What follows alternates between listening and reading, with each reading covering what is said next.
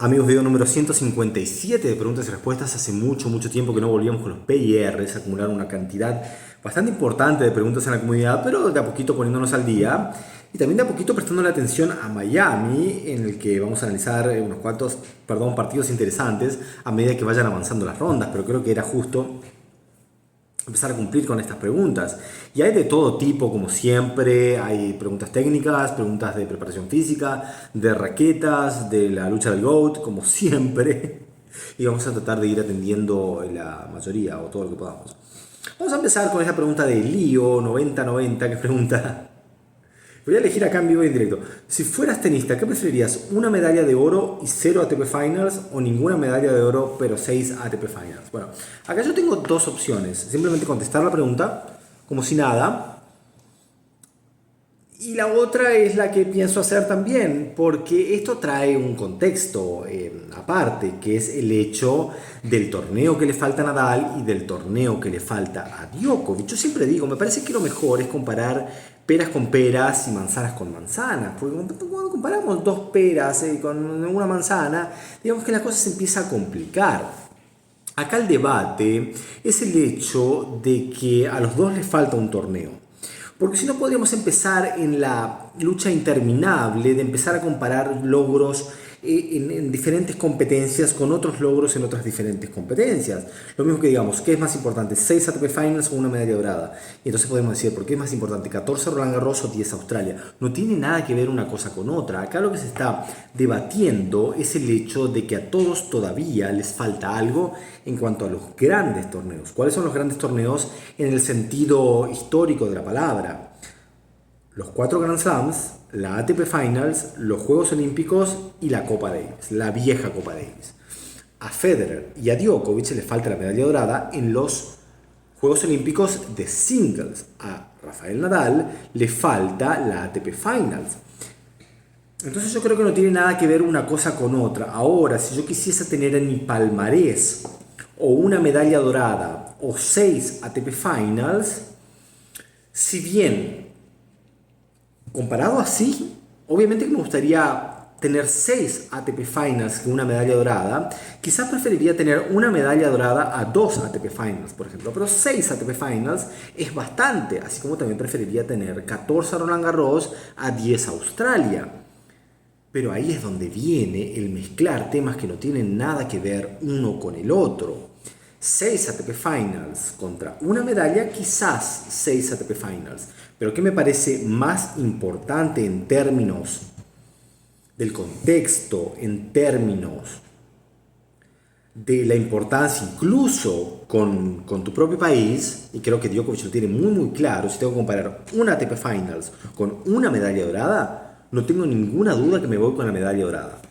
Por eso traté de dar una respuesta pretendiendo que llegué de Marte. No tengo ni idea quién ganó ATP Finals y quién ganó medallas doradas y qué prefiero yo. Mi respuesta es: prefiero 6 ATP Finals a una medalla dorada. ¿Qué competencia me parece más representativa, más importante en cuanto a dejarte la historia para siempre? La medalla dorada. Esas serían mis respuestas. Y vamos a la siguiente. Tenganme un poquito de paciencia porque voy a ir eligiendo en vivo y en directo. A ver. Padrón que preguntaba: hola coach, escuché de un colega tuyo, otro youtubero, que jugadores recreacionales de más de 50 años deberían de usar raquetas de menos de 300 gramos. ¿Estarías de acuerdo con eso en términos generales? Yo creo que todo depende de la preparación de determinado jugador. Incluso podemos tener un jugador de 30 años, de 20 años, de 40 años, que no está lo suficientemente preparado para jugar con una raqueta de 315 gramos. Una raqueta de jugador pura, una Tour, una Head Prestige, una Radical, una Speed Pro. Me parece que todo depende de la capacidad física y de el nivel de entrenamiento de cada jugador. Ahora, como regla general, si estamos hablando de un jugador completamente amateur que no hace ningún tipo de preparación física, la lógica indica que a medida que pasan los años uno debe ir transicionando hacia raquetas que entreguen un poquitito más de potencia y sean menos demandantes con las articulaciones. En cuanto a esa idea general, estoy de acuerdo. pero tranquilamente uno puede tener 50, 55 años y estar jugando con una raqueta pesada, con las especificaciones correctas, teniendo en cuenta nuestro nivel de preparación y nuestro nivel de tenis, con la cuerda adecuada y la tensión adecuada. Uno tranquilamente puede jugar con una raqueta de 300 gramos, una Head Radical MP, digamos, es considerada una raqueta de jugador y está por los 295 300 gramos. Ir muy por encima de eso, estaremos hablando de, por ejemplo, una Wilson RF97 Autograph, que está por encima de los 340. A mí esa raqueta incluso me parece recomendable para un grupo muy selecto de jugadores, y no necesariamente estamos hablando del nivel. Podemos hablar de un jugador de altísimo nivel que utiliza una raqueta de 300, 310 gramos y un jugador de bajo nivel, pero quizás mucha potencia física, que vaya por 340. No necesariamente ser un buen jugador significa utilizar una raqueta de 400 gramos. Es utilizar las especificaciones justas para nuestro estilo de juego y nuestro nivel físico y nuestro nivel de entrenamiento. En general, la idea es, a medida que uno envejece, tiene que ir bajando un poquitito el peso y tiene que ir subiendo el nivel de poder de la raqueta. Eso. Siguiente. A ver. Vamos a ir desde el principio. Trato de darle un ritmo de vivo. Estaba pensando en salir en vivo con este video, pero bueno, elegí hacer el típico grabado que solemos hacer. Felipe Schweizer pregunta, ¿podrías explicarnos hoy por qué no existen jugadores que hagan saque red? Creo que ese estilo de juego permitía que algunos jugadores sin tantas variantes tuviesen bastante éxito. Bueno, las variantes, el hecho de hacer saque red es una variante más. Hemos tenido jugadores espectaculares como Stefan Edberg, que hacía saque red. Pete Sampras era básicamente un jugador de saque red que de fondo de cancha también podía hacer daño. Boris Becker era un jugador de saque red que de fondo de cancha era muy potente. Y después tenemos los jugadores puros de saque red como John McEnroe, pero no tuvimos, básicamente cuando teníamos un gran jugador de saque red, no era realmente malo desde el fondo de la cancha. Ya tenemos que ir a jugadores que eran directamente de nivel medio para el nivel profesional. No me gusta decir un jugador mediocre, porque un jugador que está entre los 100 mejores, 150 mejores, no puede ser mediocre de ninguna manera, es un excelentísimo jugador de tenis. John McEnroe no era una bestia desde el fondo de la cancha, pero tranquilamente podía plantarse desde el fondo en Roland Garros y estar a un paso de ganar el título. ¿Por qué ese estilo fue quedando en desuso? Si bien hoy tenemos a un jugador como Cressy, por ejemplo, teniendo resultados muy respetables en el circuito, es básicamente porque la velocidad de las canchas ya no es tan rápida como antes. El césped de Wimbledon no es tan rápido como antes, y de hecho el césped de Wimbledon, podemos decir, es mejor en los últimos años porque es más consistente, se puede pelotear, no es simplemente tierra con algo de pasto, sino que es un césped algo más durito en el que se puede pelotear. Por lo tanto, es una opción quedarse en el fondo de la cancha, y al no ser tan rápido, los devolvedores tienen muchas más opciones de sobrepasar a los sacadores voleadores. Podemos ver una progresión en Wimbledon cuando en los mediados de los 80, comienzo de los 90, la marca era en el fondo de la cancha donde se hacía el saque, estaba completamente desgastado, y bien dentro de la T, donde se hacía el split para ir a la primera volea. Después, con el pasar de los años, el desgaste de la cancha era mucho más atrás, y después, ya en los últimos tiempos de Pete Sampras, por ejemplo, los veíamos haciendo el split antes de la T. No llegaba a estar dentro de los cuadros de saque, donde obviamente podía ser una volea mucho más agresiva. Y obviamente, si la primera volea es detrás de la T, es más tiempo para el devolvedor y muchas más chances para pasar al voleador en la segunda pelota. Por lo tanto, las superficies fueron premiando mucho más el juego del fondo de cancha o las devoluciones de saque, y quitándole privilegio al sacador. Veíamos de alguna manera, si bien también vemos números altos hoy, menos aces, y también veíamos menos opciones de los jugadores de saque y red, porque obviamente el jugador de saque y red, digamos que podría llegar con seguridad al tiebreak, pero también tiene que ganarle algún punto al jugador de fondo de cancha. Algo tenía que hacer. ¿Qué es lo que hacía McEnroe? Anticipaba la pelota, jugaba un chip and char, lo hacía Stefan Edberg, lo hacía Pete Sampras contra Andre Agassi, contra cualquiera, y se podía robar ese break necesario como para poder ganar 6-4, como para poder ganar 7-5, o como para poder ganar algunos puntos en el tiebreak, en el saque rival.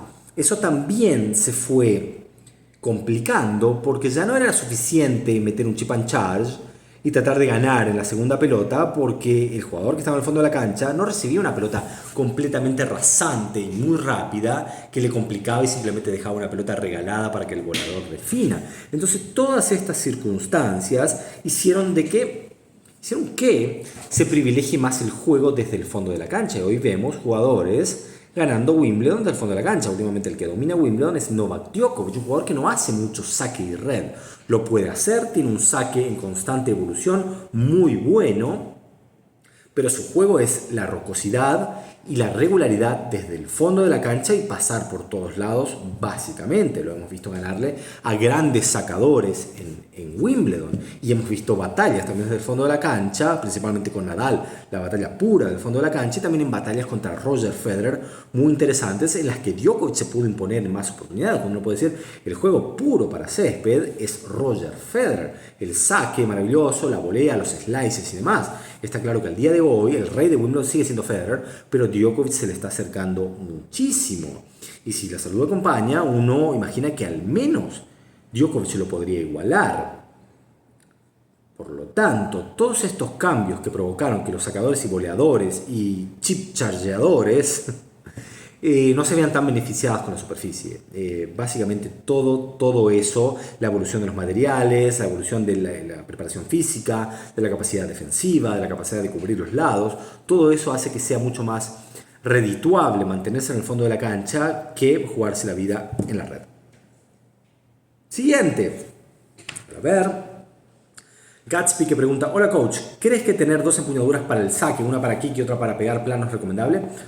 No realmente, no creo que haya que cambiar. Podemos ver en jugadores españoles de los 80s, 90s cambiando para hacer el primer saque más para adelante, y para hacer el segundo saque ya directamente era esto el primer saque y era esto el segundo saque. Digamos que no había ninguna sorpresa, se venía un kick en el segundo saque, y aún así el kick era tan bueno que igual te sacaba del fondo de la cancha, igual te sacaba de tu posición, perdón, y te sacaba a los costados de la cancha, y empezaba con la iniciativa el jugador, el polvero, te sacaba con el kick. Yo no creo que sea tan recomendable en los altísimos niveles. En un nivel medio amateur, si sacas el kick, vas a tener los beneficios del kick, pero si estás jugando contra un jugador semiprofesional, un junior de alto nivel, y te ve poniéndote de costado, agarrando la raqueta de esta manera y tirando la pelota a la izquierda de la cabeza, está claro que se viene el kick. La evolución de la devolución, la evolución del nivel hace que uno se plante mucho más adelante e intercepte esa pelota antes que el efecto saque la pelota hacia los costados de la cancha. Por lo tanto, yo no recomendaría un cambio brusco de empuñadura. Hay un cambio de entrada en el ángulo de la pelota que creo que es lo mejor para tener un saque algo menos legible o leíble, no sé qué se aplica legible en cuanto a leer el saque. Si uno va acá, uno está claro. En cambio, si uno va con la misma empuñadura, y va al plano, y uno va con la misma empuñadura, pero simplemente cambia a último momento el ángulo de entrada con la pelota, uno ya puede generar el kick sin que sea tan obvio, cambiar la terminación. Y entonces tenemos al devolvedor reaccionando al vuelo de la pelota y no leyendo nuestra postura y no leyendo el armado y la empuñadura de la raqueta y sabiendo exactamente dónde va a ir la pelota. En algunos casos, en los años 90 teníamos jugadores que se paraban prácticamente en singles, prácticamente en muchos españoles. Yo recuerdo el kick, uno de los kicks más impresionantes que he visto es de Alberto Martín, el español, que se paraba prácticamente en algunos casos en el pasillo de dobles, en el lado impar, y todos sabíamos que se venía el kick, pero aún así era muy difícil de interceptar. Creo que el tenis sigue evolucionando y ya no es tan recomendable hacer un cambio tan brusco. A mi manera de entender, hay todavía jugadores que lo hacen, pero yo creo que hay que cambiar muy discretamente la empuñadura, imperceptible, y cambiar obviamente los ángulos de entrada. Esa sería mi respuesta. Siguiente. A ver, si tengo el link que me pregunta si tengo alguna propuesta de formato para la Copa Davis o te quedas con el clásico que también funcionó. Saludos. El clásico, vamos con el clásico, algún que otro convenio con la ATP, recuperar los puntos de ATP para la Copa Davis. quizás hacerla cada 2 años, darle más tiempo a los jugadores principales para poder meter la Copa Davis en sus calendarios, premiar más a los jugadores por participar, más dinero, puntos, pero la magia de la Copa Davis está en el local visitante, en la variabilidad y elección de superficies, en el hecho del apoyo del público y sobre todo en el hecho de los 5 sets, el hecho de tener 2 singles a 5 sets el viernes, de tener el dobles vital en el sábado, que sí o sí se jugaba por ganar o por seguir con vida, y después el domingo para definir todo, que todos los partidos tengan puntos, que se hizo en algún momento. Entonces, perdón, si ya tenemos un 3-0, al menos el sábado o el domingo los jugadores juegan por puntos, juegan a full por puntos, y que eso pueda servir para una preclasificación, que eso pueda servir para una preclasificación del equipo en la Copa Davis, en el ranking de la Copa Davis por países, que todo lo que alguien haga dentro de la Copa Davis en todos los partidos, en todos los dobles, tenga una remuneración de puntos, tenga una remuneración monetaria, y recuperar la magia de la Copa Davis, que era el torneo. En algún momento ganar la Copa Davis era más que ganar un Grand Slam. Un Grand Slam era para vos, todo bien. Pero aparte la Copa Davis era para vos y para todo el país y para todo tu equipo, y eres un héroe para siempre. Era un equivalente o incluso más que una medalla dorada en los Juegos Olímpicos en estos días.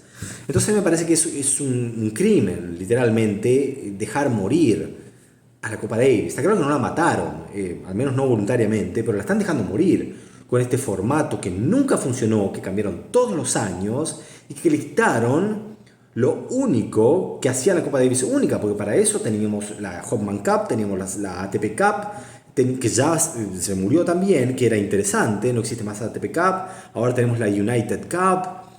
Todo eso todas esas son competencias, incluso la Copa del Mundo en Düsseldorf, todas esas son competencias que son muy, muy parecidas. La única diferente era la Copa Davis. Y en algún momento se le reclamaba a Roger Federer, que había ganado todos los títulos, pero no le faltaba la Copa Davis. Entonces el comentario era: le falta la Copa Davis, le falta la Copa Davis. Y en su momento se puso las pilas, privilegió el calendario para poder ganar esa bendita Copa Davis. Y lo hizo. Y hoy puede decir: gané la Copa Davis, solamente me falta la medalla dorada, que bueno, al parecer no lo va a lograr salvo que vuelva en 2024. Yo iría por lo clásico, incorporando todas esas cosas que dije. Siguiente. ¿Qué hora es? Tengo unos minutos. Vamos a ir a lo que aguante la memoria y lo que aguante el hecho de ir a la próxima clase. A ver. No sé, esta que no la preleí. César Jiménez que dice: hola Seba, ¿no crees que se está sintiendo el retiro de Federer? O sea, la ATP, por lo que vi y leí, perdió muchísimo en ingresos, marketing, publicidad, etc. Además, este último Australia no tuvo mucho revuelo en cuanto al boom de saber quién iba a jugar. Es más, ya sabíamos en octavos de final que no le lo ganaba fácil. ¿Crees que la ATP va a ser la nueva WTA? No creo. Yo creo que Indian Wells fue un torneo muy, muy interesante. Creo que Alcaraz es un jugador que convoca mucho. Todavía lo tenemos a Djokovic, todavía lo tenemos a Nadal. Medvedev quizás no sea el jugador más atractivo del mundo, pero dependiendo de su rival, sí puede entregar partidos muy, muy interesantes. Y creo que hay una camada que puede reemplazar de digna manera a los grandes que se están yendo de a poco. Alcaraz ya está, lo tenemos a Rune, lo tenemos a Sinner. Hubo mucha expectativa en el partido Sinner-Alcaraz. Los vivos que hicimos en el canal, la expectativa era no como en un Grand Slam, pero a un 50-60% de la expectativa de un Grand Slam, en un horario súper, súper perjudicial, al menos para Europa, que eran las 2-3 de la mañana. Yo creo que Alcaraz convoca mucho, creo que sus choques con Sinner convocan mucho, y vamos a ver qué puede pasar con Rune. Obviamente que se va a sentir la ida de Federer, pero decíamos lo mismo cuando se fue Sampras, sobre todo cuando se fue Agassi, y apareció Federer, y decíamos que aburrido solo Federer, apareció Nadal, y decíamos a Nadal ya domina todo, apareció Djokovic. Yo creo que sigue habiendo un recambio interesante. Esa es mi respuesta. A ver.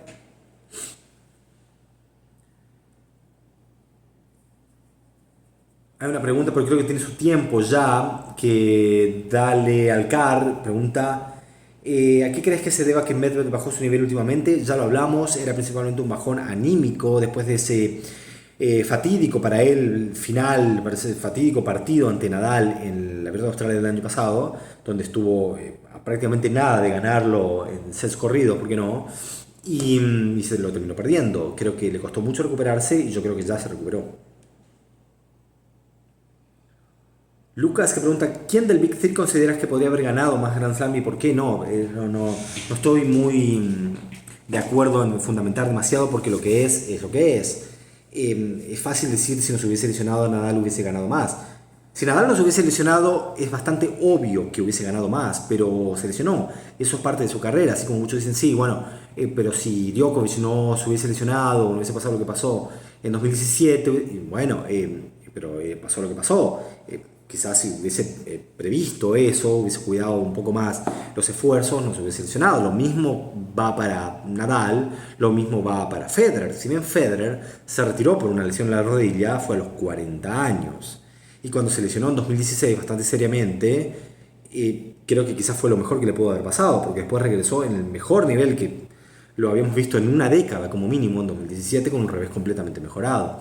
Así que si es por el tema lesiones, tenemos que decir Nadal, pero no me parece justo tener un ranking paralelo de posibles Grand Slam ganados. Lo que ganaron es porque lo pudieron ganar y lo que no ganaron es porque no pudieron. Siguiente. A ver, que hable de jugadores en saque red como Cresci, me dice Iben Santos.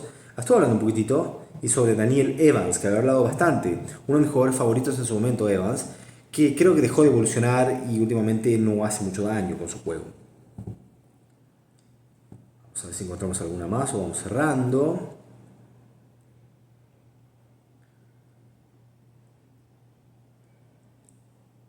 Si sé cómo comprar raquetas en Tennis Warehouse, nunca compré, pero tengo entendido que no es tan complejo. Hay que elegir, mandar al carrito, poner la tarjeta de crédito y comprar. Fabián Leone, ¿crees que Del Potro pudo ser número uno? ¿Fueron falencias propias lo que se lo impidieron o haber jugado en la era del Big Three? Principalmente haber jugado en la era del Big Three, barra Big Four, porque Murray también fue número uno del mundo. Y las lesiones, lo mismo, aplica lo mismo que hablamos de Nadal, aplica lo mismo que hablamos de Djokovic. Pero la carrera del Potro fue minada por lesiones. Yo creo que sin lesiones no tengo dudas de que Del Potro muy posiblemente hubiese ganado uno o dos Grand Slam más y muy posiblemente hubiese tocado el uno en algún momento, incluso antes de su última grave lesión, estaba con posibilidades matemáticas de acceder al número uno con algún que otro resultado. Del Potro demostró que le puede ganar varias veces a todos, en circunstancias importantes. Le pudo ganar una final de Grand Slam en el US Open a Federer, que venía a ganar 5 títulos seguidos, en 5 sets, le ganó a Nadal en Juegos Olímpicos, le ganó a Djokovic en Juegos Olímpicos, le ganó a Murray en varias oportunidades. Del Potro tenía el tenis suficiente y espero que tenga alguna chance de jugar una temporada más. A ver. Rodrigo que me pide un video de cómo devolver servicios fuertes de alto bote con revés a una mano. Tengo unos videos en cancha pendientes, seguramente lo voy a tener en cuenta. Andrés Muñoz que me pregunta en qué beneficia un grip de cuero. Tengo un video que lo pueden visitar que habla de jugar con grip de cuero solamente en 2023. Creo que con eso estaríamos cerrando. Después me piden que comparta el plan físico y de prevención de lesiones de Djokovic a lo largo de su carrera. Creo que tendríamos que entrevistar a Djokovic, que si quiere pegarse una pasada, lo hablamos tranquilamente, pero me parece que viéndolo de afuera sería simplemente asumir ciertas cosas. Creo que no podría darte una gran respuesta. A ver. A ver, creo que esta todavía tiene algo de vida. Usuario Oscuro dice: buenas coach, ¿cómo ves a Novak Djokovic para esta temporada tras este inicio? ¿Crees que pueda mantener el nivel mostrado en Australia en toda la temporada como en sus mejores años? ¿O va a ser más selectivo con los torneos para llegar bien a los Grand Slams? Bueno, ahora cuando se termine toda esta estupidez de que no puede entrar a los Estados Unidos y demás, estaríamos hablando ya de un Djokovic que puede jugar literalmente donde quiere. Ahora cuando en mayo, bueno, básicamente tengo entendido que va a arrancar en Monte Carlo, y va a jugar toda la gira de Pueblo de Ladrillo y va a hacer un approach perfecto a Roland Garros como lo hizo el año pasado. Y ya lo tendremos para el Abierto de los Estados Unidos y toda la gira previa, porque se supone que esta restricción se termina en mayo.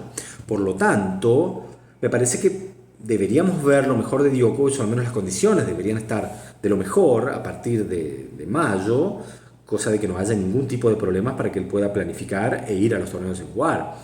Yo no lo vi genial en Dubái. Básicamente, o sea, de hecho estuve en Dubái, estuve viendo los partidos ahí de cerca, no lo vi en el mejor estado de forma, no lo vi en el mejor estado físico, y creo que ese parate desde Australia hasta Dubái, quizás no lo utilizó solo para entrenar, sino también para tomarse un descansito, comer algún que otro postre gluten free de más. Y creo que el partido contra Medvedev estuvo lejos de ganarlo, me da la impresión en cuanto en el desarrollo. Lo veía al ruso dominando el encuentro. Pero no tengo ninguna duda de que se va a poner completamente las pilas y va a tratar de llegar a Roland Garros lo mejor posible con sus chances de ganar el título, cuyo principal obstáculo es obviamente Nadal y por qué no también Alcaraz. Yo creo que Djokovic tiene todo en la mano como para poder tener un gran año, para poder sumar en Wimbledon, para poder sumar en la Abierto de los Estados Unidos y poder terminar, ¿por qué no?, como número uno del mundo. Vamos a ver qué tiene para decir Alcaraz y vamos a ver qué tiene para decir Nadal en cuanto a los grandes torneos. Me cuesta imaginar a Nadal en este momento luchando por el número uno del mundo. Obviamente, si entra y gana Roland Garros y Wimbledon seguidos, y quizás algunos puntos sume y esté ahí en la conversación, pero creo que Nadal está enfocando todo en llegar bien a los torneos que él considera importantes, que son los Grand Slams y la ATP Finals. Punto. Y creo que es una buena manera de cerrar, digamos, prácticamente a la media hora, que la vieja usanza, como hacíamos antes, los PR de media hora y más. Y eso, espero que les haya servido. Cualquier duda que tengan la pueden dejar en los comentarios. Vamos a ir contestando en texto, vamos a ir dejando también para el próximo PR. Y vamos a estar atentos a todo lo que pase en Miami, que se está jugando en este preciso momento. Así que eso es lo que tengo para contarles, perdón. Así que ya saben, si les gustó, no olviden darle like y no olviden suscribirse al canal. Nos vemos la próxima.